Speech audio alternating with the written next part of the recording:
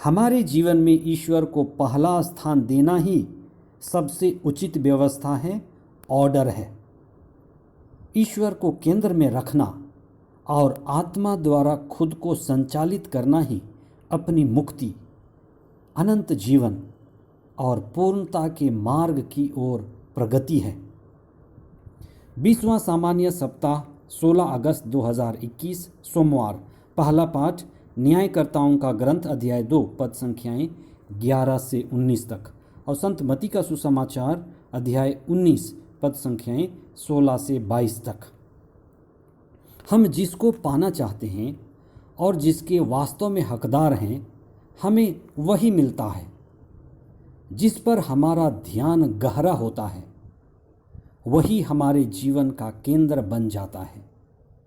आज के सुसमाचार में एक धनी युवक के आकर्षण, अनंत जीवन में आकर्षण की चर्चा है।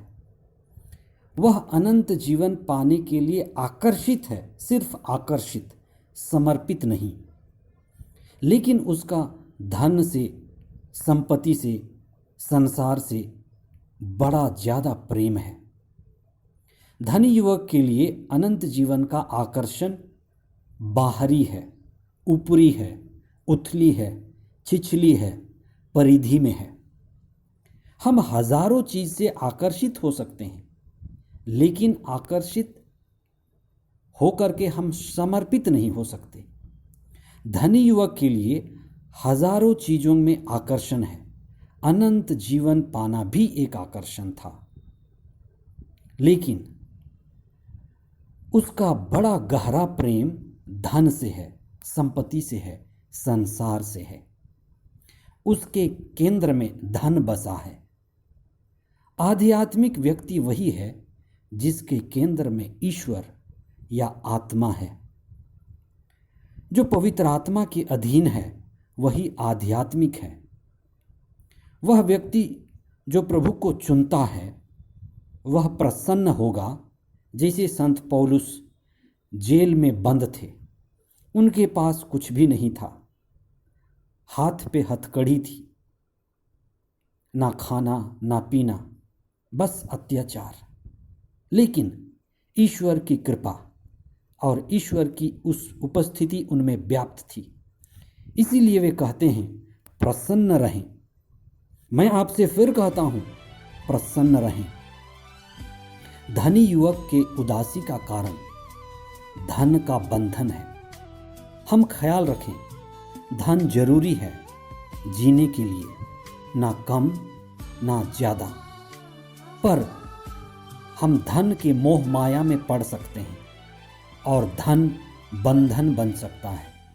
और जब धन बंधन बन जाए, संसार बंधन बन जाए, मोह माया बंधन बन जाए, तो हमारी खुशी उदासी में बदल जाएगी, जो धनी युवक के साथ हुआ। सुसमाचार के मुख्य अंश।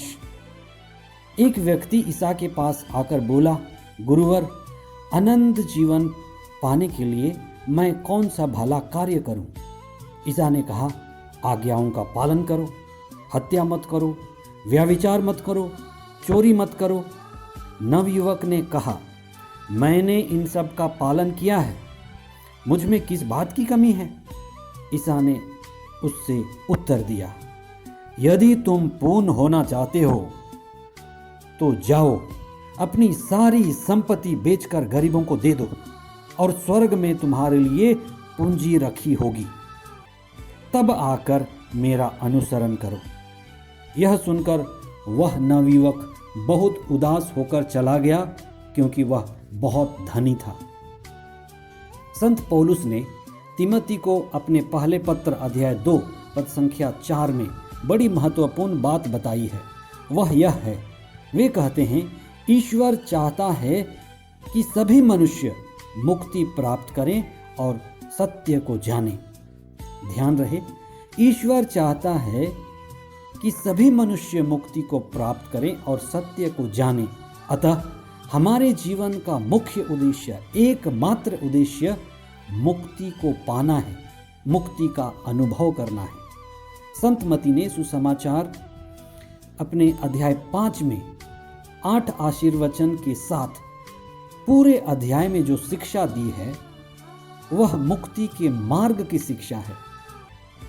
अध्याय 5 के अंत में पद संख्या 48 में ईसा ने अपने सभी श्रोताओं को, सभी भक्तों को आमंत्रित किया है। वे कहते हैं कि तुम पूर्ण बनो जैसे तुम्हारा स्वर्गिक पिता पूर्ण है। पूर्ण बनने का क्या अर्थ है?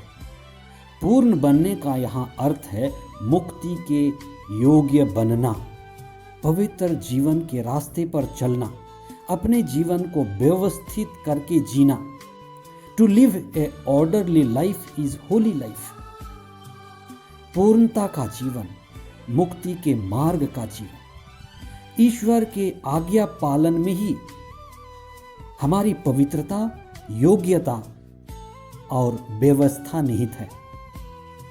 ऑर्डरली लाइफ यानी सही व्यवस्था स्थापित करते हुए जीना, जीवन में ईश्वर को पहला स्थान देना, यही ऑर्डर है।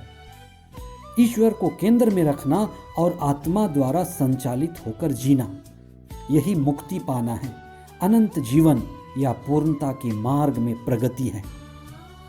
संत याकूब का वचन हमारे लिए चेतना का वचन है। वे कहते हैं, आप गलती ना करें, सभी उत्तम दान व पूर्ण वरदान ऊपर के हैं, ईश्वर के द्वारा आते हैं। इसलिए धन संपत्ति में, माया मोह में व संसार के बंधन में न पड़ें, लेकिन उससे ऊपर उठें। मनुष्य का हृदय ईश्वर के लिए बना हुआ है, संसार के लिए नहीं, माया मोह और बंधन के लिए नहीं। पहले पाठ में इस्राएलियों के पतन व विफलता की चर्चा है। नई पीढ़ी जो इब्राहिम की थी, इसहाक की थी, याकूब की संतान थी, चलते चलते, समय बीतते बीतते प्रतिज्ञात देश में आने के बाद ईश्वर को भूल गई। जीवित परमेश्वर के बदले मृत वस्तुओं को, सांसारिक चीजों की पूजा पाठ में भटक गई। ईश्वर से दूर होना ही मनुष्य की कमजोरी है। संसार और माया मोह में बंधन में बंध जाना ही उसके दुख व उदासी का कारण है। जो धनी युवक के साथ हुआ, हमारे साथ वह ना हो, इसके लिए हम आत्मा से जुड़े, ईश्वर से जुड़े, ईश्वर को पहला स्थान दें और दुख और उदासी से बचें। आइए हम प्रार्थना करें। हे प्रभु, हमें तेरी आत्मा और सद्बुद्धि प्रदान कर कि हम जीवन में आपको पहला स्थान दे सकें। कोई भी आकर्षण और प्रलोभन हमें आपसे दूर ना करे।